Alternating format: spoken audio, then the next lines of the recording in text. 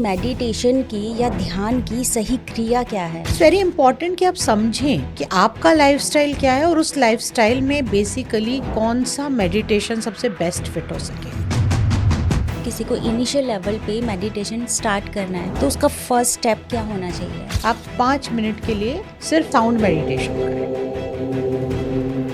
जैसे हम meditation start करते 7 हैं तो सबसे पहला चक्र कैसे एक्टिव किया जाए? तो बहुत सारे ऐसे योगा के पोजेस हैं जिसमें कि आप जब करते हो तो आपका मूलाधार की एनर्जी एक्टिवेट होती है। और ये कैसे पता चलता है कि मूलाधार चक्र हमारा एक्टिव हो चुका है? कुछ साइंस मिलते हैं ऐसा? फिजिकल बॉडी में आप बहुत सारे तरीकों से पहचान सकते हो आपका कौन सा चक्र सही काम कर रहा है या नहीं काम कर रहा है। मूलाधार जो है हमारे पैरों से कनेक्टेड है। जब आप खड़े रहते हैं तो आपके दोनों पैरों पर आपका वजन कितना सही आ पाता है कि नहीं आ पाता है। कितने टाइप की मेडिटेशन होती है? यदि गिनने जाएंगे तो मेरे ख्याल से असंख्य मेडिटेशन है। लेकिन एक और बहुत अच्छा और बहुत डीप मेडिटेशन है हु एम आई। जब किसी के 7 चक्रास एक्टिवेट हो जाते हैं तो उस टाइम पे मतलब वो कैसा अनुभव है? आपको जो अनुभव होते हैं वो शब्दों में बयान करने मुश्किल है और बॉडी में एक्सट्रीम एनर्जी का फ्लो होता है। दैट हैपन जब kundalini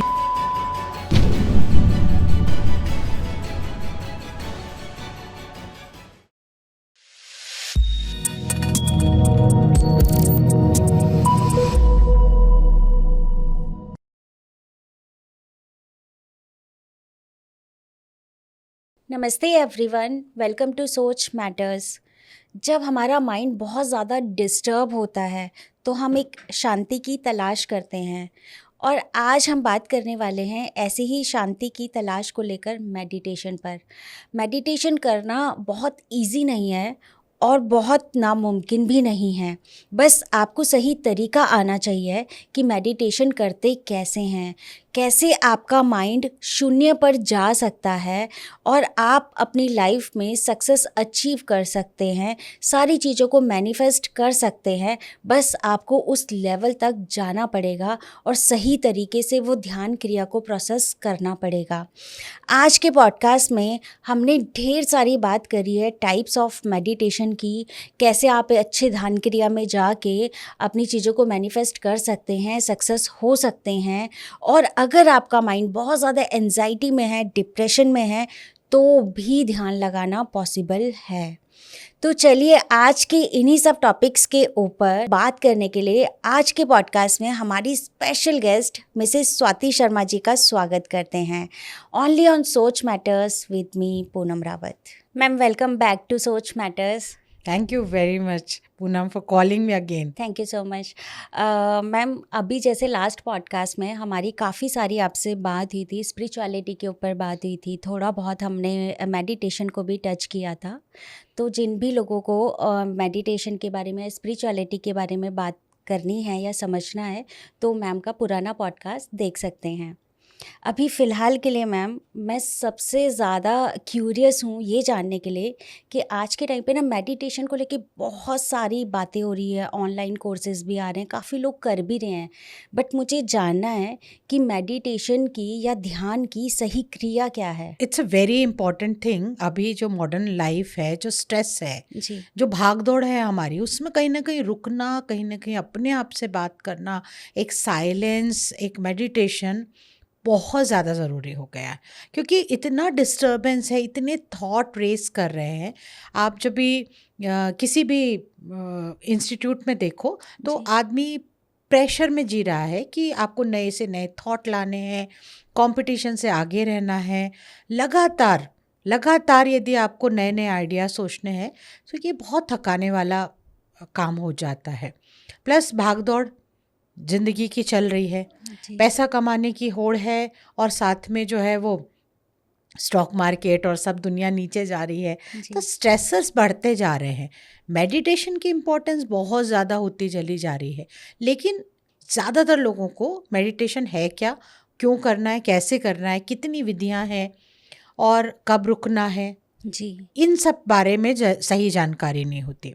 so it's very important कि आप समझें कि आपका लाइफस्टाइल क्या है और उस लाइफस्टाइल में बेसिकली कौन सा मेडिटेशन सबसे बेस्ट फिट हो सकेगा।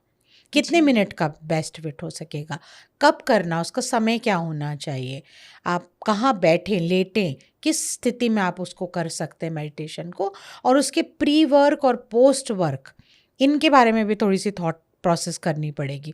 क्योंकि यदि आपने मेडिटेशन कर लिया एंड सडनली नेक्स्ट मोमेंट आप फिर से ज़्यादा एक्टिव मोड में चले गए, तो उस लो जो आपने क्रिएट किया था, जो शांति क्रिएट की थी, उसमें फिर से एक पत्थर गिर जाएगा, फिर डिस्टर्बेंस आ जाएगी। जी। सो दैट इज़ इम्पॉर्टेंट कि आप प्रोसेस को बिफोर, आफ्टर, बिटवीन, पूरी प्रोसेस को सही करें, खाना उसके साथ सही करें, आपकी एक्टिविटी उसके साथ अलाइन होनी चाहिए, आपका रूम का वास्तु उसके साथ अलाइन हो, तो फिर ज़्यादा इफ़ेक्ट आता है। तो आप जितनी ज़्यादा फैक्टर्स उसमें इंक्लूड करेंगे, उतना ज़्यादा मेडिटेशन का पॉजिटिव इफ़ेक्ट होगा, वरना नेगेटिव इफ़ेक्ट भी हो सकता है या ज़ीरो इफ़ेक्ट भी हो सकता है। जी। लेकिन अगर मैम जैसे हम बिगनर्स की बात करें, फॉर एग्जांपल किसी को इनिशियल लेवल पे मेडिटेशन स्टार्ट करना है, तो उसका फर्स्ट स्टेप क्या होना चाहिए? तो सबसे पहला मेडिटेशन जो मैं सजेस्ट करती हूँ लोगों को कि टू स्टार्ट विथ, कि आप 3 मिनट का मेडिटेशन स्टार्ट करें, सिर्फ साइलेंस रहने का, ठीक है। यदि वो भी आपको मुश्किल पड़ रहा है तो आप कुछ नहीं करें, आप 5 मिनट के लिए सिर्फ साउंड मेडिटेशन करें। साउंड मेडिटेशन के लिए आपको ज़्यादा दिमाग लगाने की ज़रूरत नहीं है कि मुझे साउंड के लिए पर्टिकुलर ये है। आप जी। एक अच्छा सा म्यूज़िक लगाइए, चाहे बॉलीवुड गाने ही हो पुराने, हम्म। या फिर कोई इंस्ट्रूमेंटल हो, या आपके पास कोई राग की जानकारी है, तो बहुत सारे राग हैं और बहुत सारे इंस्ट्रूमेंट्स हैं, जैसे कि सितार है, वायलिन है, संतूर है, जिनकी जी। कि आपके माइंड के ऊपर बहुत ज़्यादा रिलैक्सिंग प्रभाव पड़ते हैं। तो आप वहाँ से शुरू करें। यदि आप अर्बन एटमॉस्फेयर में रहते हैं, तो मैंने पिछले दिनों एक रील भी डाली थी और जो काफ़ी ज़्यादा लोगों को पसंद आई थी, जी। कि आप क्यों नहीं आप शहर की नॉइज़ पर फोकस करते हैं। आप सिर्फ ये सुनिए कि कितने किस्म के हॉर्न, कितनी किस्म की गाड़ियों क्या डिस्टिंग्विश करना है, यस। ठीक है। एक साउंड से दूसरा साउंड आपको डिस्टिंग्विश करना है। जब आप डिस्टिंग्विश करते हैं तो होता क्या है, एक बहुत अच्छा तरीका है कि आप शहर की नॉइज़ पर कॉन्सेंट्रेट करें। अब शहर की नॉइज़ में क्या होता है कि आपको डिफरेंट साउंड्स आ रहे हैं, कहीं गाड़ी का आवाज़ आ रही है, कहीं हॉर्न की आवाज़ आ रही है, कहीं किसी के शोर की आवाज़ आ रही है। तो सिर्फ आपको फोकस इस बात पे रखना है कि मुझे कितने किस्म की आवाज़ें आ रही है। जी। तो हॉर्न की आवाज़ है, फिर दूसरे हॉर्न की आवाज़ आपको आ रही है, फिर आप अपने आप को सिर्फ बोलते जाए कि ये गाड़ी का साउंड है, ये ट्रक का साउंड है। तो आप साउंड्स के ऊपर कुछ देर फोकस कीजिए। धीरे धीरे आप जब ये 4-5 आवाज़ों पे आप फोकस करेंगे, तो आप देखोगे कि धीरे से आपका एक पूरा शोर जो है वो मर्ज हो जाएगा। फिर उस शोर पे थोड़ी देर मेडिटेशन करें। जब एक बार आपका मन शांत होने लग जी। जाएगा, आप थोड़ा-सा पैरासिम्पैथेटिक मोड में आने लग जाएंगे, आपका नर्वस सिस्टम जो है वो थोड़ा-सा कूल डाउन होने लग जाएगा, तब आप धीरे-धीरे ओरिजिनल जो फॉर्म्स हैं मेडिटेशन के, उनको आप इंट्रोड्यूस करना शुरू करें। ओके। बट ऐसा कहा जाता है ना मैम कि ये जब आप स्टार्ट करोगे तो शुरू में आप मतलब स्टार्टिंग में आपको अपनी सांसों पे ध्यान देना है। तो मेडिटेशन का सही तरीका वही है, लेकिन वो तरीका बना था जबकि हमारी सोसाइटी में ना तो इतनी भागदौड़ थी, ना इतना शोर था। तो आप एक करेक्ट। मतलब 100 से आप 99 पे आने के लिए कहा जा रहा है, फिर आपको 80 पे आने के लिए कहा जा रहा है। It's an easy thing. पर आप 4000 से किसी को 100 पे लेके आएंगे तो ऐसा नहीं होगा कि जैसे वो पहाड़ से सीधे नीचे गिर गया। बिल्कुल। तो वो जर्क नर्वस सिस्टम के लिए, हमारे ब्रेन के लिए काफ़ी नुकसानदेह हो सकता है। ओके। बट कहा जाता है ना कि जब हम ध्यान की क्रिया में जा रहे हैं, हम मेडिटेशन कर रहे हैं, आपने बहुत ही अच्छा बताया कि हम धीरे धीरे शोर से भी जुड़े रहेंगे, एकदम कट ऑफ करने की कोशिश नहीं करेंगे, तो हमको वो प्रेशर भी नहीं आएगा माइंड पे। राइट।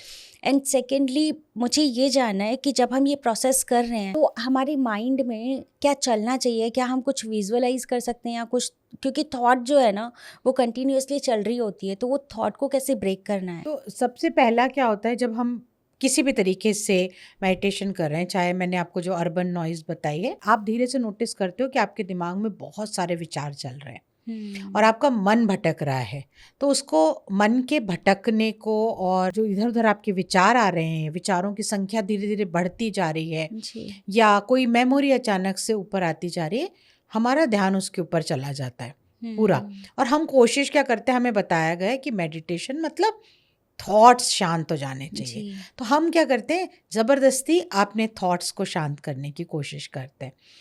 वो तो नहीं होने वाले हैं, इतना आसान काम नहीं है ना अपने माइंड को शांत करना। करेक्ट। और ख़ास तौर पे माइंड को मंकी माइंड कहा जाता है, कि जब उसको रोकने की कोशिश करो, वो और शैतानी करके उसी थॉट को बार बार लाता है। जी। तो इसलिए थॉट्स को रोकने की कोशिश आपने बिल्कुल नहीं करनी, दृष्टा भाव करना है। जो थॉट आ रहे हैं उनको सिर्फ पीछे बैठ करके, जैसे आप एक मूवी देख रहे हैं, एक जी। थिएटर में आप पहुँचे हैं, सामने आपके ड्रामा चल रहा है, आपको सिर्फ उन थॉट्स को देखना है और अपने आप से पीछे से बोलना है कि ये थॉट जो है ये कल का है, ये थॉट जो है ये डरावना है, ये थॉट जो है फियर से आ रहा है, ये थॉट जो है वो मेरे पास से आ रहा है। जस्ट आप उसको ऑब्जर्व करें कि थॉट आ रहे हैं, जा रहे हैं, आ रहे हैं, जा रहे हैं, और आप देखोगे कि धीरे शून्यता आपके अंदर आना शुरू हो जाएगी। तो शून्यता हमने अनुभव ही करनी बंद कर दी है। आजकल की भागदौड़ में हमें एक चुप्पी और शून्यता का अनुभव नहीं होता है। करेक्ट। लेकिन आप जब धीरे धीरे धीरे ऐसे विचारों को देखते हुए शून्यता पे पहुंचेंगे, तो आपको उसका अनुभव अच्छा लगेगा। मैं ये जानना चाहती हूँ मैम कि जैसे हम मेडिटेशन स्टार्ट करते 7 चक्रास होते हैं, तो सबसे पहला चक्र कैसे एक्टिव किया जाए, और उसका मतलब क्या पर्टिकुलर कोई मंत्र होता है? सो मूलाधार जो है वो पहला जी। चक्र है और बहुत ही ज़्यादा इम्पॉर्टेंट चक्र है, क्योंकि ये इसका सबसे एक डायरेक्ट एसोसिएशन है फियर के साथ। और जी। आजकल लोगों के अंदर स्ट्रेस और डर और अबंडेंस के साथ है, फाइनेंशियल प्रॉस्पेरिटी के साथ इसका कनेक्शन है। और इसका जो तत्व है वो पृथ्वी तत्व है। तो ओके। पृथ्वी यानी आपके जीवन में जो जो भी चीज़ रुक रही है, मतलब जो भी चीज़ जो ठहराव चाहिए जिसमें आपको, वो जी। बिना पृथ्वी तत्व के नहीं आ सकता है। तो मूलाधार का बैलेंस होना बहुत ज़्यादा ज़रूरी है। वहीं यदि ज़्यादा ठहराव आ गया तो भी आपकी तरक्की रुक जाएगी। सो उसका बैलेंस होना अच्छा। मूलाधार के लिए इम्पॉर्टेंट है। मूलाधार को एक्टिव करना इसलिए मुश्किल हो जाता है क्योंकि इसका जो तत्व है, दूसरा तत्व जो सबसे इम्पॉर्टेंट है जिससे इसको जागृत किया जा सकता है, वो है इनोसेंस, यानी कि बिल्कुल आप में बालक जैसी निर्मलता और होना चाहिए। अब हृदय में निर्मलता तो बची नहीं है ना, और मन में डर बहुत सारे हो गए हैं, तो मूलाधार थोड़ा सा ट्रिकी हो जाता है। बिना मूलाधार के आपके बाकी चक्र जो हैं वो एनर्जी नहीं पा सकते हैं। तो इट्स वेरी ओके। इम्पॉर्टेंट कि आप मूलाधार के ऊपर ध्यान देना शुरू करें। उसका मंत्र जो है, जहाँ तक वो आप पृथ्वी तत्व का जो है वो मंत्र आप इस्तेमाल कर सकते हैं, बट उससे कोई फ़ायदा नहीं होता है, जी। क्योंकि मंत्र जो हैं वो एक सही तरीके से किए जाएं या सही जानकारी से लिए जाएं, गुरु से प्राप्त किए जाएं, तो ही वो असरदायक होते हैं, वरना जी। उनका असर नहीं होता। आप अपने मन को खुश करने के लिए कर रहे हैं उसको। पर बिना मंत्र के मैम जैसे मूलाधार चक्र कैसे एक्टिव होता है? अगर हम मंत्र नहीं ले रहे हैं तो किस प्रोसेस से वो एक्टिव होगा? तो मूलाधार को एक्टिव करने के लिए योग में बहुत सारी विधियां दी गई हैं। जी। योग को मेडिटेशन का जो मेडिटेशन है, योग जो है वो समाधि पे ले जाने के लिए आपको बनाया गया है। उसका मूल उद्देश्य ये था कि आपकी बॉडी में इतनी फिटनेस रहे कि ना तो आलस से आ पाए, ना ही आप में क्या कहना चाहिए, रोग आ सके, तो जी। आप ज़्यादा बेहतर तरीके से साधना कर सकें। और साधना का मेन लक्ष्य है कि आप समाधि की तरफ पहुंच सकें ना। जो है, जो कि मेडिटेशन के स्टेप्स हैं। तो योग को हम पहला वॉकिंग मेडिटेशन कह सकते हैं। इट्स अ पावरफुल फॉर्म, क्योंकि योग जब आप कर रहे हैं, कोई भी योगिक मुद्रा आप कर रहे हैं, आपको अपना ध्यान, अपनी अवेयरनेस को ब्रीदिंग पे रखना पड़ेगा। आपके मूवमेंट के साथ आपकी ब्रीदिंग अलाइन होगी तो आपका योग अच्छे से हो सकेगा। अब आप योग को वो सिर्फ पोजेस पे मत करिए, पोजेस का जो करने का तरीका था, जैसे आपने कभी सूर्य नमस्कार किया होगा, जी। तो इट्स अ 12 पोजेस का एक पूरा साइकिल होता है। हाँ तो जी। आप एक पोज से दूसरे पोज में एक लयबद्ध तरीके से मूवमेंट करते हैं, उसी लयबद्ध तरीके से उसके साथ आपकी सांस भी मूवमेंट करती है। तो आपकी अवेयरनेस आपके हाथ पे भी है, पैर पे भी है, सांसों पर भी है। तो अवेयरनेस में अपने आप एकाग्रचित्त आने लग जाती है, शांति आने लगती है। फिर उसके बाद जब आप बैठते हैं, चूँकि आपकी बॉडी में ब्लड फ्लो इतना अच्छा हो चुका है, कहीं कोई दर्द, कोई तकलीफ़, कोई वो नहीं है, तो आप बेहतर मेडिटेशन कर सकते हैं। तो बहुत सारे ऐसे योगा के पोजेज़ हैं जिसमें कि आप जब करते हो तो आपका मूलाधार की एनर्जी एक्टिवेट होती है और ना? ये कैसे पता चलता है कि मूलाधार चक्र हमारा एक्टिव हो चुका है? कुछ साइंस मिलते हैं ऐसा? फिजिकल बॉडी में आप बहुत सारे तरीकों से पहचान सकते हो आपका कौन सा चक्र सही काम कर रहा है या नहीं काम कर रहा है ना? जी। आप बैठते कैसे हैं? यदि आप बिल्कुल सीधा बैठते हैं, जी। मतलब कि आपके स्पाइन जो है उसमें एनर्जी है, तो सारी जो चक्र की एनर्जी है वो स्पाइन के थ्रू ही मूवमेंट करती है अप एंड डाउन। तो आपके सीधे बैठने से, आप ऐसे टिक करके बैठे हैं, तो ऑब्वियसली आपके कहीं ना कहीं चक्रों में एनर्जी की प्रॉब्लम है, फ्लो सही नहीं है, लो एनर्जी है उसमें। तो आप सही जब सीधा बैठते हैं, दूसरी चीज़ है आपको कॉन्स्टिपेशन तो नहीं रहता है ना? जी। आप पैरों की मूवमेंट कितना अच्छी तरीके से कर पाते हैं। मूलाधार जो है दैट इज़ कनेक्टेड टू, हमारे पैरों से कनेक्टेड है ओके। ना? जब आप खड़े रहते हैं तो आपके दोनों पैरों पर आपका वज़न कितना सही आ पाता है कि नहीं आ पाता है, क्योंकि पृथ्वी तत्व, खड़े रहना, पैर पृथ्वी तत्व की निशानी है। तो आपकी पृथ्वी तत्व यदि बैलेंस है, तो ये पहचानने के तरीके हैं जो योग में जो योगा के टीचर्स हैं वो करते हैं कि आपके हाथ जब आप ज़मीन पर टिका रहे हैं तो पूरे जी। हाथ के जो पंजे हैं और जो उंगलियां हैं वो सब की सब धरातल पे जा रही हैं या फिर कुछ चीज़ उठ रही है। तो जो भी चीज़ उठ रही है इसका मतलब है कि आपका पृथ्वी तत्व में बैलेंस की प्रॉब्लम है, तो आपके मूलाधार में भी कहीं ना कहीं प्रॉब्लम होगी। तीसरा आसान तरीका है, इमोशंस से आप पूछ लीजिए कि आपको डर तो नहीं लगता है, एंड 90% लोग आपको बोलेंगे कि हमें डर लगता है। आपको फाइनेंशियल प्रॉब्लम तो नहीं है, 90% आजकल लोग बोलते हैं फाइनेंशियल प्रॉब्लम है। तो यदि आप ये बोल रहे हैं तो इसका मतलब है आपका मूलाधार सही नहीं है। मैम, कहा जाता है कि जब हम स्टार्टिंग में ये ध्यान की क्रिया कर रहे होते हैं तो बहुत सारी प्रॉब्लम्स भी आती है ना? तो मुझे ये समझ नहीं आ रहा कि जब इतनी सारी प्रॉब्लम्स से गुजरना पड़ता है तो हम मेडिटेशन करना ही क्यों चाहते हैं? क्योंकि देखिए, मेडिटेशन जादू से कहीं कम नहीं है। जी। यदि आप एक बार उसके मिरेकल्स को अनुभव करेंगे, एक बार उसके सुख को अनुभव करेंगे और वो आपको कहाँ से कहाँ पहुँचा सकता है, यदि आपको पता चल जाए, तो थोड़ी मेहनत तो बनती है ना। हम्म, क्यों नहीं करनी चाहिए हमें मेहनत?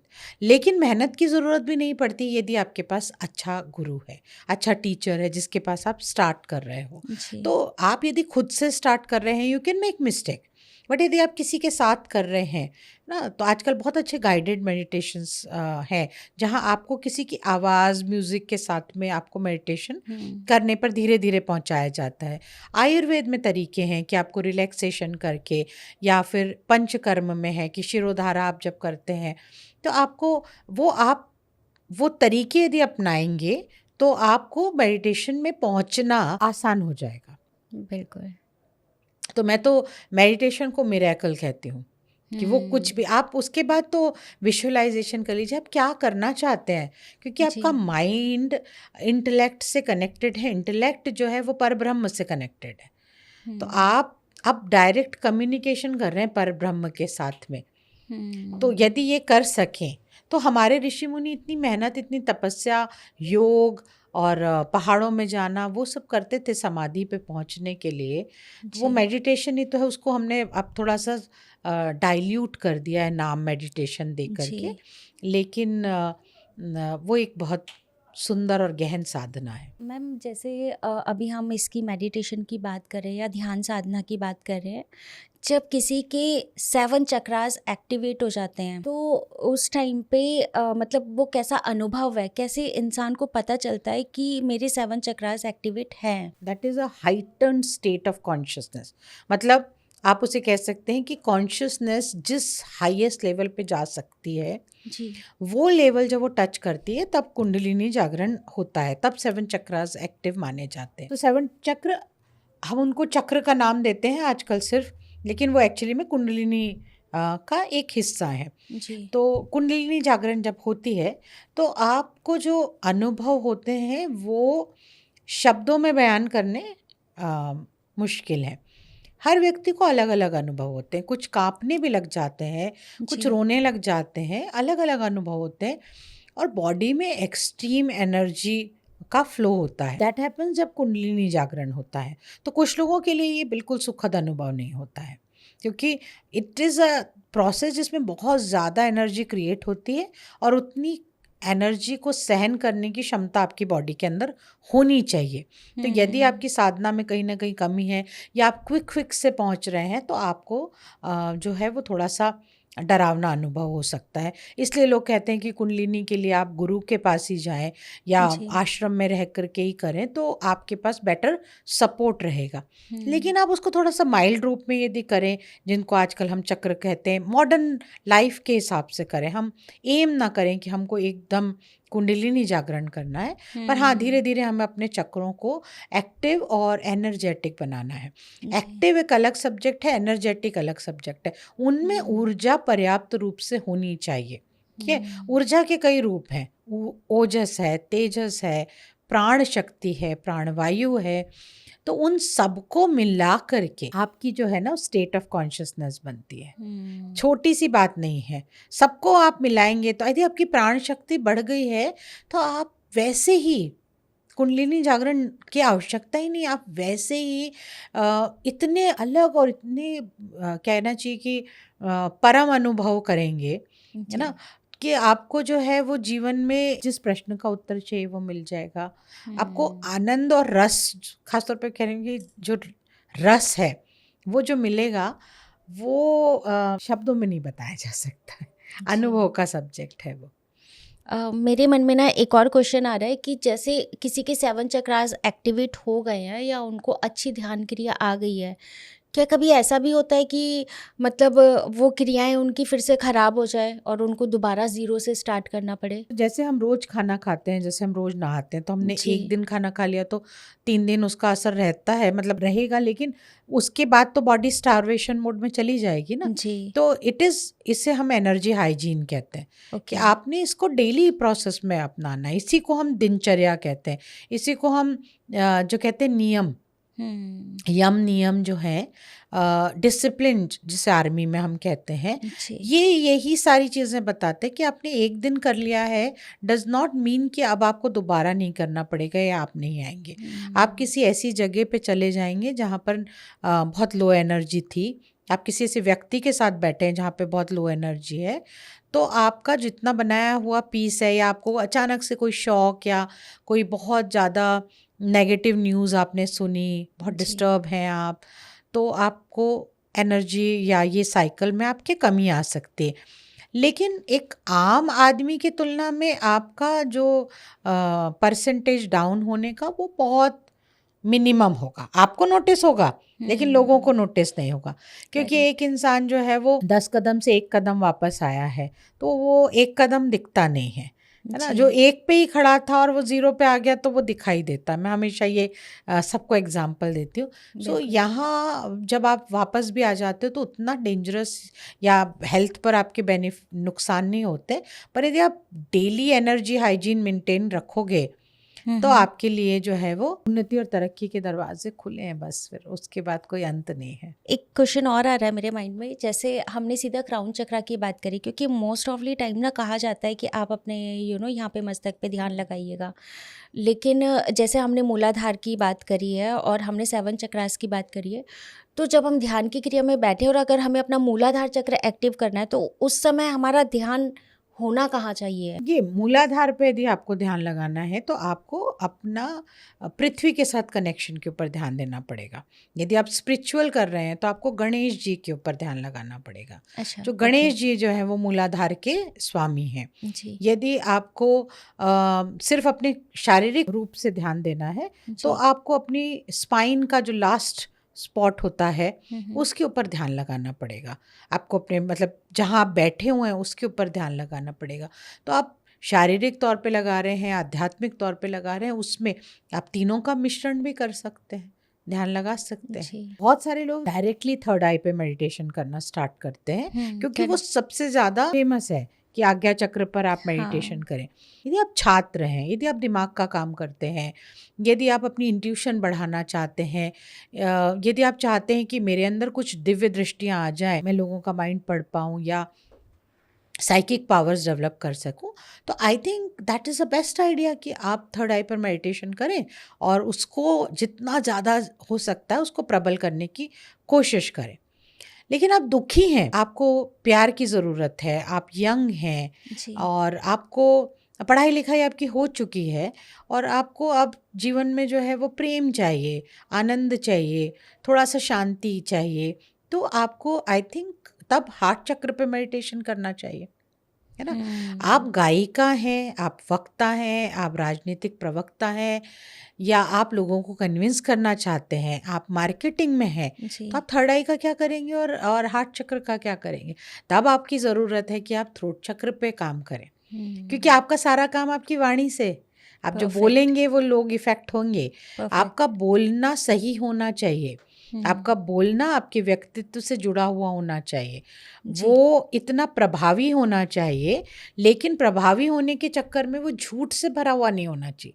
आजकल जी। मार्केटिंग में लोग बहुत कुछ झूठ भर लेते हैं ना, हम्म। तो वो आपको कब मिलेगा? जब आपका थ्रोट चक्र एक्टिवेट हो जाएगा। मैम, जैसे हम अभी मेडिटेशन की बात कर रहे थे, तो टाइप्स ऑफ मेडिटेशन के बारे में मैं जानना चाहती हूँ कि कितने टाइप की मेडिटेशन होती हैं। यदि गिनने जाएंगे तो मेरे ख्याल से असंख्य मेडिटेशन है। जी। हर सेक्ट का, हर कल्चर का, हर गुरु का अलग किस्म का मेडिटेशन है। जी। पर यदि आप प्रमुख कुछ मेडिटेशन की बात करें तो एक तो कुंडलिनी जागरण है, एक विपाशना है और बाकी जो जनरल ध्यान है कि आप ओम पर ध्यान लगाए, वो सब अलग है। लेकिन एक और बहुत अच्छा और बहुत डीप मेडिटेशन है हु एम आई मेडिटेशन है। उसमें ब्यूटीफुल थिंग ये है कि आप अपने कोशों पे काम करते हैं। तो ओके। अपन अन्नमय कोश से स्टार्ट करते हैं, फिजिकल बॉडी से, और धीरे धीरे जो है वो अपने सूक्ष्म शरीर पे जाते हैं।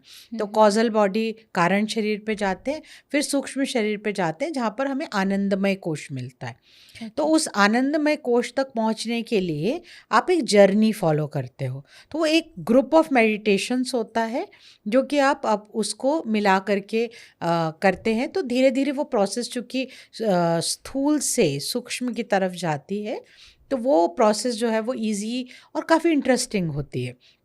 उसमें चक्र भी आ जाते हैं, कोश भी आ जाते हैं, आपके गुण भी आ जाते हैं। तो सबको मिला करके आपका जो स्वरूप बनता है जी। मेडिटेशन का, वो काफ़ी स्टेप बाय स्टेप के साथ में काफ़ी डिटेल में आपको लेकर के जाता है वहाँ तक।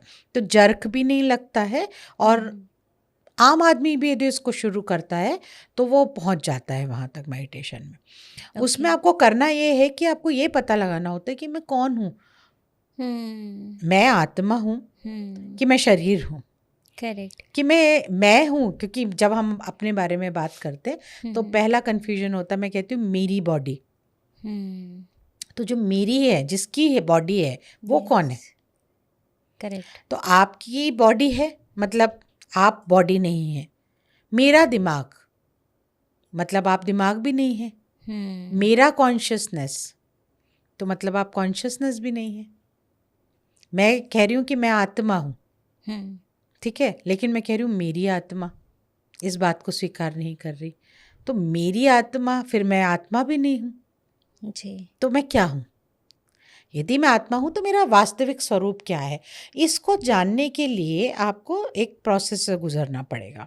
तो इसमें हृदयकाश मेडिटेशन है, चिदाकाश है। चिदाकाश यानी हम स्पेस एलिमेंट पे करते हैं उसको, अपने थ्रोट चक्र पर मेडिटेशन करते हैं। हृदय आकाश मतलब हृदय जो है वो इतना विस्तृत है।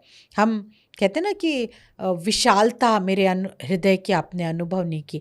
हम उसको हिंदी में मुहावरे में बात करते हैं, लेकिन जब आप मेडिटेशन करते तो तो आपको पता लगता है कि हृदय एक्चुअली में आकाश से भी बड़ा विस्तृत एक स्थान है। ये आप अंदर की बात कर रहे हैं? अंदर की बात कर रहे हैं। हाँ। अंदर इतनी विशालता है, तो आप बाहर से देख रहे हो तो हृदय तो एक पंपिंग ऑर्गन है, यस। लेकिन पंपिंग ऑर्गन जो है वो और हृदय, मतलब हृदय जो है वो सूक्ष्म शरीर में है, और वो सूक्ष्म शरीर है, उसकी विशालता इतनी ज़्यादा है। तो ये सब शब्दों में डिस्क्राइब करना थोड़ा सा मुश्किल हो जाता है, लेकिन जब आप प्रोसेस में चलते हैं और अनुभव करते हैं, बहुत ही ज़्यादा आपकी आंखें खुलती हैं, आपको पता चलता है कि ओ, ये एक दुनिया है जिसके बारे में मुझे तो कभी पता ही नहीं था, मुझे तो लगा ही नहीं था।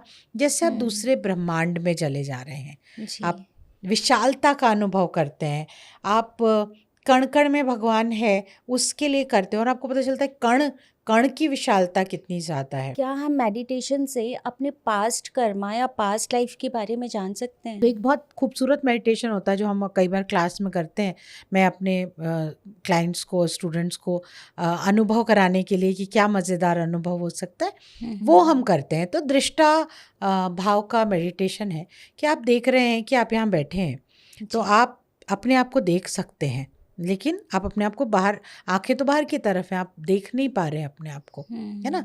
लेकिन यदि मैं आपको आंख बंद करके कहूँ कि आप निकलिए अपने शरीर से और अपने आप को यहाँ बैठा हुआ देखिए, तो आप अपने आप को देख लेंगे, ठीक है। एस्ट्रल बॉडी हाँ, ट्रैवल फिर मैं होता आपसे कहूँ कि वो जो देख रही है बॉडी, है। उससे भी आप देखिए। ओह, अब अच्छा। आप कौन हुए? ये बॉडी को देखने वाला एक और उसको देखने वाला एक, थर्ड थर्ड जनरेशन थर्ड पे हो आ गए। गए। हाँ।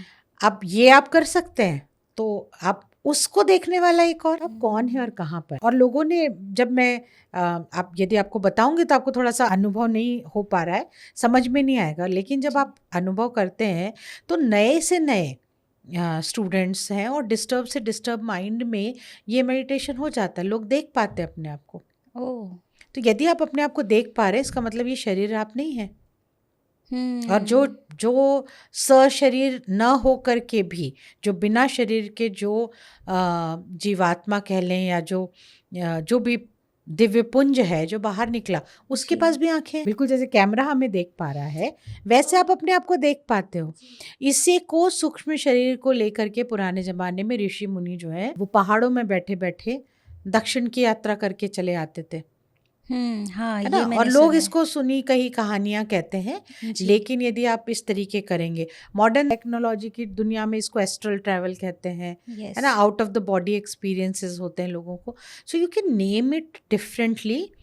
एंड आप देखोगे कि मिरेकल्स और जो अनुभव हैं वो हर शरीर के, हर मन के अलग हो सकते हैं। तो बुद्धिज़्म ने बहुत मेडिटेशन को डेवलप किया है हमारे अलावा। जी। तो उसमें आनापानासती जो मेडिटेशन है, उसमें एक अलग ही आपको अनुभव होता है। जो बुद्धिस्ट मॉन्क्स हैं, उन्होंने बिल्कुल शांत माइंड, जो अशांत है, या आपको जी। मेडिटेशन के एक प्रोसेस के लिए वो लोग मंडला बनाते हैं रेत से। यस। आप यदि उसको बनता हुआ देखें तो ही आपको लगेगा कि it's such a difficult process. यदि आप खुद बना के देखें, क्योंकि एक स्टील की रॉड पे इतना सा वज़न देकर के आपको रेत गिरानी है कि बिल्कुल यस। वो कलर का बनाना है, और उसको वो 1 सेकंड बाद मिटा देते हैं। ये याद दिलाने के लिए कि दुनिया में हर कुछ जो है वो इतना क्षणभंगुर है। हम मछली की आँख की बात करते हैं कि अर्जुन को सिर्फ मछली की आँख मछली दिख की रही आँख थी और दिख बाकी रही। सब दिखना बंद हो गया था। क्या है वो? एकाग्रचित्ता की परम सीमा है कि आपको जो चीज़ देखनी है उसके अलावा बाकी कुछ भी नहीं देखना है। जो कर्ण थे वो प्रसिद्ध थे कि वो जो है वो शब्द भेदी बाण चला सकते हैं, आंखों में पट्टी बांध करके, और कहीं से भी कोई शब्द आ रहा है वो उस शब्द के ऊपर अपना तीर डाल सकते हैं। कैसे कर सकते हैं आप? जब तक आपका मन शांत नहीं है इतना, और आपकी एकाग्रचित्ता की ये लेवल नहीं है कि आसपास कोई भी साउंड हो रहा है, उस साउंड में से आप उस एक महीन साउंड को सिर्फ सुनेंगे, बाकी किसी को नहीं सुनेंगे। ये बताता है कि हमारी कॉन्शियसनेस में क्या क्या कर पाने की क्षमता है, लेकिन हम उस क्षमता का सिर्फ 1% यूज़ करते हैं। इसलिए मेडिटेशन जो है वो ब्यूटीफुल है। जो स्पोर्ट्स वाले हैं, आप उनको देखो, वो जो एक्टिविटी कर पाते हैं वो Correct. नॉर्मल आदमी नहीं कर सकता है, क्योंकि उन्होंने उस बॉल के ऊपर उस गेट फोकस। फोकस करना सीख लिया है। ठीक है, ऐसे ये जो माउंटेनियरिंग वाले जाते हैं, यदि आपका पैर एक भी गलत दिशा में गया, या आपकी ब्रेथ एक भी थोड़ी सी ऊपर नीचे हुई, या आपके डिसिप्लिन में थोड़ी सी भी कमी और ज़्यादती आई, तो एवरेस्ट में आपकी मृत्यु ही निश्चित है। पर जो लोग जाते हैं वहाँ पर, वो लोग जो है वो संयम नियम का पालन करते हैं, लेकिन संयम नियम पॉसिबल ही नहीं है जबकि आप में, आपके मन के अंदर वो प्राण शक्ति ना डेवलप हो चुकी हो, जो करेक्ट। आप में एनर्जी चाहिए वो एनर्जी आप में ना हो, जो कंट्रोल आपको चाहिए वो कंट्रोल ही आप में कर सकने की क्षमता नहीं। तो वीक माइंड कंट्रोल नहीं कर सकता, वीक प्राण जो है आपको एक्टिविटी नहीं करा सकते। तो ये सारे जो मेथड पुराने ज़माने के थे वो एक्चुअली में मेडिटेशन की तरफ जाने वाले पहले कदम कह सकते हैं, दूसरे कदम कह सकते हैं, लेकिन बहुत अहम पड़ाव थे। जी थे। मैम, समटाइम ऐसा होता है ना, काफ़ी लोग जब मेडिटेशन कर रहे होते हैं ना, हम्म तो उनको काफ़ी नेगेटिव अनुभव भी होते हैं।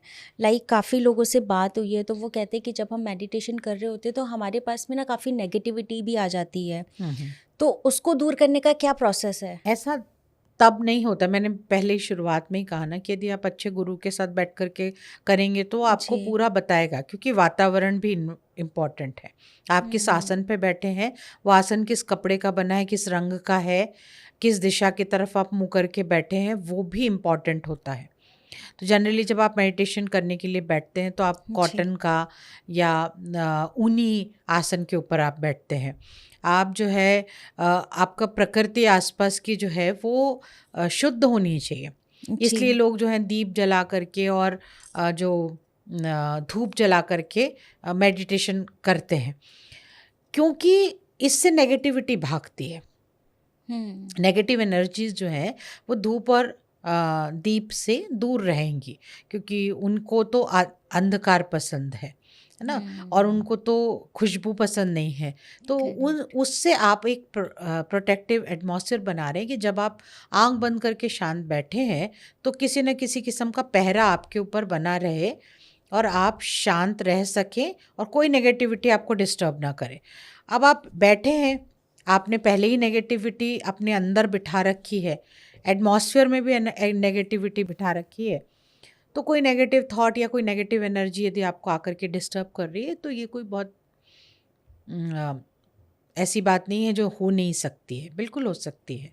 तो आपको ख्याल रखना पड़ेगा उस एनर्जी हाइजीन का, कि जो मैं कर रहा हूँ, जो एक्टिविटी कर रहा हूँ, उसके लिए मैंने वातावरण अंदर और बाहर सही बनाया है कि नहीं बनाया। मैम, मेडिटेशन की जैसे हम बात कर रहे हैं और आज के टाइम पे ना ऐसा लगता है कि बहुत ज़्यादा इम्पॉर्टेंट हो चुका है मेडिटेशन या ध्यान लगाना। तो आपके नज़रिए से कितना ज़रूरी है और कितना ज़्यादा इम्पॉर्टेंट है ये? मैं तो कहती हूँ कि आपको दिन शुरू भी नहीं करना चाहिए और ख़त्म भी नहीं करना चाहिए मेडिटेशन के बगैर। ओह वाह। मैं तो ये नहीं करती हूँ, मैं किसी को भी नहीं कहती हूँ, चाहे आप स्टूडेंट हैं, चाहे आप बिजनेस वुमेन हैं, या आप हाउसवाइफ हैं। आप यदि अपनी एनर्जी का सही तरीके से इस्तेमाल करना चाहते हैं, आप अपने पोटेंशियल को यूज़ करना चाहते हैं, टैलेंट को यूज़ करना चाहते हैं, आप चाहते हैं कि जो मैं जिस लाइफ में आया हूँ, किस सिर्फ सांसें लेके मर जाना ही नहीं मेरा काम है, लाइफ में कोई पर्पस होना चाहिए। उस पर्पस को अचीव करने के लिए मेरे पास साधन होने चाहिए। उस पर्पस को अचीव करने के लिए मेरे अंदर उतनी शक्ति होनी चाहिए। एनर्जी, ऊर्जा भी तो ज़रूरी है। यदि मेरे पास आज पैसा आ गया और मेरे में उठने की, पलंग से उठ करके जा करके एक गिलास पानी पीने की भी ऊर्जा नहीं है, तो मैं बिजनेस के बड़े बड़े फैसले या बड़े बड़े एक्टिविटीज़ तो नहीं कर सकूँगी। तब मैं चाहूँगी कि अरे यार काम ना हो तो अच्छा है, तो मैं मैनिफेस्टेशन करना लगूंगी कि मेरा काम ही ना आए। आज अरे आज तो बहुत आलस आ रहा है, बड़ा ठंड है, आज तो चाय पी के सो जाते हैं, तो जो मीटिंग थी वो कैंसिल हो जाए।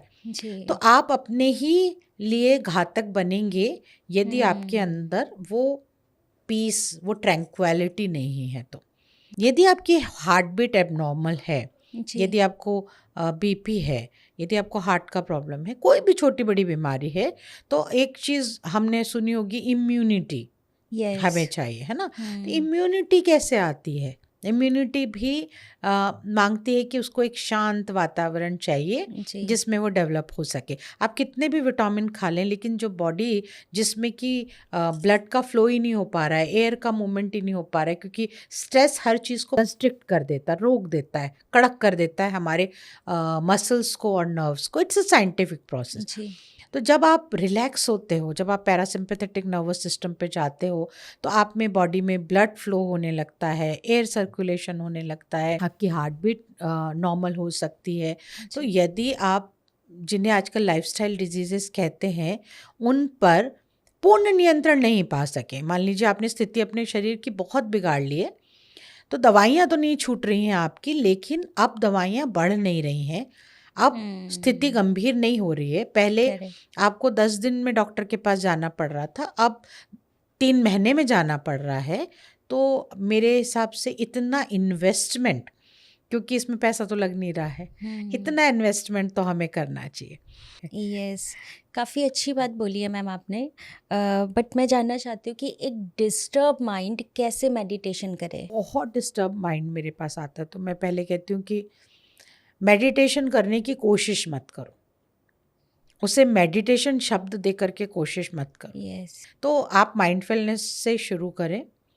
फिर मैंने आपको कहा कि आप सिटी नॉइज़ पे ध्यान दें, म्यूज़िक पे ध्यान दें। जब आपसे ये प्रोसेस बनने लगे, तब आप ब्रीदिंग की एक्सरसाइज शुरू करें। ब्रीदिंग पर ध्यान देना नहीं कह रही हूँ मैं, ब्रीदिंग एक्सरसाइजेज स्टार्ट करें। दैट इज़ प्राणायाम से भी पहले की स्थितियाँ जो रहती हैं, आप इन्हेलेशन जो कर रहे हैं, जो जी। अंदर सांस खींच रहे हैं, उससे आपकी बाहर जाने वाली सांस डबल होनी चाहिए। यानी आप इन्हेलेशन यदि 2 काउंट कर रहे हैं, तो आपका 4 काउंट का एक्सहेलेशन होना चाहिए। यदि आप 4 काउंट का इन्हेलेशन कर रहे हैं, तो आपका 8 काउंट का एक्सहेलेशन होना चाहिए। ज़्यादा करने की कोशिश नहीं करनी, आप 5 से 12 ये इन्हेलेशन एक्सहेलेशन करें। आप देखेंगे कि आपको कितनी कामनेस फील होती है। तो ये करना आप शुरू करें। फिर आप धीरे धीरे अपनी ब्रीदिंग पे बॉक्स ब्रीदिंग इंट्रोड्यूस करें, जिसे हम प्राणायाम की भाषा में जी। पूरक रेचक के बाद जो है कुंभक कहते हैं। कुंभक ओके। यानी सांस को थोड़ा देर के लिए रोकना। ओके। तो मैंने जो सांस अंदर ली, ठीक है, उसके बाद मैंने थोड़ा सा पॉज लिया, तुरंत बाहर नहीं निकाली, और उसके बाद सांस को बाहर निकाला, तो ये ओके। कहलाता है कुंभक। लेकिन कुंभक थोड़ा सा डिफिकल्ट होता है, ट्रिकी होता है, इसलिए शुरुआत में उसको ट्राई नहीं करते। और तो इसके आप, बेनिफिट्स क्या होते हैं? मतलब जैसे अगर कोई इससे कुंभक आपकी करता है। ब्रीदिंग स्लो हो जाती है, तो आपकी माइंड की एक्टिविटी भी स्लो हो जाती है। तो breathing and mind activity is directly connected. And जितना आप स्लो ब्रीदिंग करते हैं, मतलब 1 मिनट में यदि आप 12 ब्रीदिंग कर रहे हैं, आप 1 मिनट में यदि 3 ब्रीदिंग करने लगेंगे, तो आपकी हार्ट बीट स्लो हो जाएगी उतनी ही, प्रपोर्शनेट टू दैट, और आपकी हार्ट बीट स्लो हो जाएगी तो आपका माइंड भी स्लो हो जाएगी। तो ये आपने किया। आप कोशिश करिए कि आपकी जो इनहेल है वो 4 और आपकी एक्सहेलेशन 12 हो जाए, ठीक है। और इसके बीच में यदि आप हफ्ता 10 दिन तक ये कर लें, तो फिर कुंभक लगाना शुरू करें। कुंभक आप पहले 2 मिनट 2 सेकंड से शुरू करें। तो 4, देन 2 पॉज, देन 8 6 जितना भी एक्सहेलेशन बन रहा है। एक पहले दिन आप 12 पे पहुंचाने की कोशिश नहीं की, अल्टीमेट गोल बता रही हूँ मैं आपको। जी। तो 2 मिनट करें, फिर धीरे से जब आपको बढ़ने लग जाए, तो आप 2 मिनट से 4 मिनट 4 सेकंड कर सकते हैं। तो 4 इनहेल, 4 पॉज एंड 8 एक्सहेल, ठीक है। अब जब ये भी बनने लग जाए, तो नेक्स्ट प्रोसेस होती है कि inhale, pause, exhale and then pause, ठीक है। तो अब आप देखिए कि जो ब्रीदिंग आप कर रहे थे, मान लीजिए आप ब्रीथ करें, तो ये हुआ 3 सेकंड का। अब इस पूरी प्रोसेस में आपके सेकंड्स कितने बढ़ गए? जितने सेकंड्स बढ़ गए उतना माइंड आपका स्लो हो गया। तो माइंड स्लो हो गया तो वो शून्यता की तरफ चला जाएगा। अब आप मेडिटेशन जब स्टार्ट करेंगे, तो आपको मेडिटेशन डे 1 में बहुत डीप मेडिटेशन आपका हो जाएगा। जब भी आपका मेडिटेशन बिगड़े, जब भी आपको लगे कि मुझ में थोड़ी सी टेंशन और कष्ट ज़्यादा हो रहा है, विचार तेजी से भाग रहे हैं, तो फिर से आप ये ब्रीदिंग एक्सरसाइज करिए। आपको हेल्थ बेनिफिट होंगे और साथ में आपको ये होगा। और आप देखोगे कि जिन भी स्टूडेंट्स को क्लाइंट्स को मैंने करवाया है तो वो हमेशा मुझे एक कहते हैं कि इसका साइड इफ़ेक्ट ये हुआ, पॉजिटिव साइड इफ़ेक्ट ये हुआ कि हम ज़्यादा एक्टिव हो गए। तो अब माइंड हुआ है शांत, लेकिन बॉडी हो जाती है एक्टिव, क्योंकि Active. बॉडी को न्यूट्रिएंट्स मिलने लग जाते हैं। बॉडी की मेन न्यूट्रिएंट है प्राण शक्ति, तो आपकी प्राण शक्ति बढ़ जाती है। तो लोग जो 6 घंटे में काम कर पाते थे जितना, वो अब 2 घंटे में कर पाते हैं। तो अब आपके पास 4 घंटे फ्री हो गए। एक्स्ट्रा बेनिफिट, बॉडी एक्टिव हो गई नहीं, है। एक्स्ट्रा बेनिफिट देखो आप कि आप 6 घंटे तक उसी काम को करते थे, जी। उतना ही प्रोडक्टिव आप हो पाते थे। अब आप 2 घंटे में उतने ही प्रोडक्टिव हो रहे हैं, तो आपके पास 4 घंटे बचे। अब आपके पास 4 घंटे की एक कीमती खजाना बन गया है कि आप उसको सोने में खर्च करें, आप उसको घूमने में खर्च करें, आप मूवी जाएं, फैमिली के साथ स्पेंड करें, या फिर आप अपने काम को और बढ़ाने में करें। करेक्ट। और आप थक नहीं रहे हैं, क्योंकि आप जितना थक रहे हैं उतना आप रिलैक्स भी होते चले जा रहे हैं। सो एक जो स्टेट होती है कि सीईओ ने काम किया और उसके बाद वो थकना शुरू हो गए, हाँ। तो थकने के बाद वो रिवर्स आना इज़ इम्पॉर्टेंट। तो यहाँ हम क्या कर रहे हैं, हम पीक पे जा रहे हैं लेकिन हम रिवर्स भी लगा करके वापस आ जा रहे हैं। तो डेली आपका active and relaxation is equal, तो आपको एक्स्ट्रा नहीं, आप बीमार नहीं पड़ोगे उसके बाद। जी, चलिए, बहुत अच्छी कन्वर्सेशन हुई है। चलते चलते आप हमारे व्यूअर्स को कुछ इजी टिप्स दे के जाइए मेडिटेशन के लिए, जो उनके लिए काफ़ी बेनिफिशियल हो। एक तो मैंने बता ही दिया, ब्रीदिंग वाले, जी। मेरे ख्याल से ईजीएस्ट एंड सबसे ज़्यादा लाइफ सेविंग टिप्स हैं वो। जी। दूसरा, इट इज़ वेरी इम्पॉर्टेंट कि आप जब बैठें जी। तो आप सुखासन में बैठने की कोशिश करें। यदि आप बहुत थके हुए हैं तो सुखासन में पीठ भी आप टिका लें, जी। जो है दीवार से पीठ टिका लें। लेकिन आसन आपका जो है वो कभी भी सिंथेटिक नहीं होना चाहिए, क्योंकि इलेक्ट्रोमैग्नेटिक जो सिस्टम है, जो एनर्जी का जो सिस्टम है, उसमें इट इज़ वेरी इम्पॉर्टेंट कि हमारी अर्थिंग होते रहना चाहिए। तो हमारा अर्थ से कनेक्शन नहीं होना, टूटना चाहिए। जी। यदि आप फ्लैट में बैठ कर के मेडिटेशन कर रहे हैं तो आपका अर्थ से कनेक्शन तो टूटा हुआ है। जी। लेकिन आप जब कॉटन पे बैठेंगे, है ना, और या ऊनी आसन पे बैठेंगे, तो आपकी जो ऊर्जा या जो विचार आपके मेडिटेशन में क्रिएट हो रहे हैं, वो धीरे धीरे से आपकी बॉडी से तुरंत उसमें से बाहर होकर के भी चले जाएंगे। तो that is Okay. Earthing process and it is very important. आप किसी भी लेवल का मेडिटेशन कर रहे हैं, इट इज़ वेरी इंपॉर्टेंट कि आपका आसन हमेशा कॉटन का या ऊन होना चाहिए, वरना आपको वो जो एनर्जी आपने क्रिएट की होती है वो आपको हिट बैक करती है। वो हिट Okay. बैक करना आपको कोई सामान्य शब्दों में कोई बताता नहीं है, लेकिन जब वो हिट बैक करती है तो वो काफ़ी नेगेटिव इफ़ेक्ट्स आपके माइंड पर, नर्वस सिस्टम पर छोड़ती है। सो इट्स वेरी क्रूशियल कि आप पलंग पर बैठ कर करें, कहीं भी बैठ कर करें, इट्स नॉट इम्पॉर्टेंट। मैं कभी भी नहीं कहती हूँ कि मेडिटेशन आप कहाँ बैठ कर करें, बट आपका आसन हमेशा सही होना चाहिए। ओके। दूसरा, आसन का रंग भी हल्का होना चाहिए, सात्विक कलर होने चाहिए। आप एकदम लाल कलर के आसन पे बैठेंगे तो आपका जी। क्रोध बढ़ेगा। ओके। तो क्योंकि मैक्सिमम आसन तो रेड कलर के ही आते हैं हाँ, ना? इसीलिए मैंने रेड कलर का यूज़ किया, क्योंकि हाँ। जनरली हमारे घर में, मंदिरों में हम आसन का इस्तेमाल कलर करते हैं, वो का। रेड होता है। लेकिन आप कॉटन का इस्तेमाल करें, वाइट करें, हल्के पीले रंग का इस्तेमाल करें, तो आपके लिए वो ज़्यादा बेहतर होगा। जी। चलिए मैम, बहुत अच्छी जानकारी मिली आज के पॉडकास्ट में, बहुत मज़ा आया आपसे बात करके। आई होप मेरे व्यूवर्स को भी मेडिटेशन की डीप नॉलेज मिली होगी आज के पॉडकास्ट से, और काफ़ी सारे सवालों का जवाब आज हमें इस पॉडकास्ट से मिला है। Thank you so much ma'am हमारे पॉडकास्ट में आने के लिए, थैंक यू और पूनम। इतनी सारी जानकारी आपने हमें दी, उसके लिए बहुत बहुत धन्यवाद। बिल्कुल, मुझे जब भी आप बुलाओगे मैं आऊँगी और आपको नए नए विषय पे जानकारी देती रहूँगी, क्योंकि मेरा काम ही यही है कि मैं अवेयरनेस फैलाऊँ कि लोग जो है वो जो अध्यात्म से जुड़ी हुई बहुत सारी भ्रांतियाँ हैं, जी। उनसे हट करके इससे जुड़ें और सही तरीके से जुड़ें। जी, बहुत बहुत धन्यवाद मैम।